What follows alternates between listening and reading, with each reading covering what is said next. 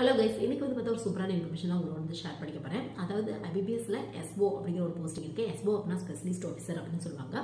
IBPS அப்படின்னா ஒரு centralised bank exam. உங்களுக்கு ஐஓபி, கனரா பேங்க் இந்த மாதிரியான பேங்க்லாம் டைரக்டா எக்ஸாம் வைக்காம இந்த மாதிரியான சென்ட்ரலைஸ்ட் பேங்க் எக்ஸாம் மூலியமா எக்ஸாம் வந்து கண்டக்ட் பண்ணிட்டு இருக்காங்க உங்களுக்கு.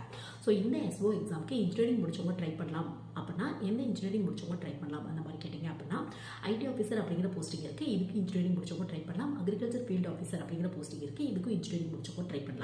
ஐடி ஆஃபீஸருக்கு பிஇ பிடெக்ல சிஎஸ்சி ஐடி இசி இந்த மாதிரியான ஸ்ட்ரீம் எடுத்தவங்க ட்ரை பண்ணி பார்க்கலாம். அக்ரிகல்ச்சர் ஃபீல்ட் ஆஃபீஸருக்கு 4 இயர்ஸ்க்கான அக்ரிகல்ச்சர் ரெலவெண்டான டிகிரி முடிச்சவங்க, அது வந்து பிஇ பிடெக்ல அக்ரிகல்ச்சர் இன்ஜினியரிங்காக இருக்கட்டும், இல்லை பிஎஸ்சி அக்ரிகல்ச்சராக இருக்கட்டும், இல்லை ஃபாரஸ்ட்ரி செரிகல்ச்சர் இந்த மாதிரி 4 இயர்ஸ்க்கான அக்ரிகல்ச்சர் ரெலவெண்டான டிகிரி முடிச்சவங்க இந்த அக்ரிகல்ச்சர் ஃபீல்ட் ஆஃபீஸருக்கு வந்து ட்ரை பண்ணி பார்க்கலாம்.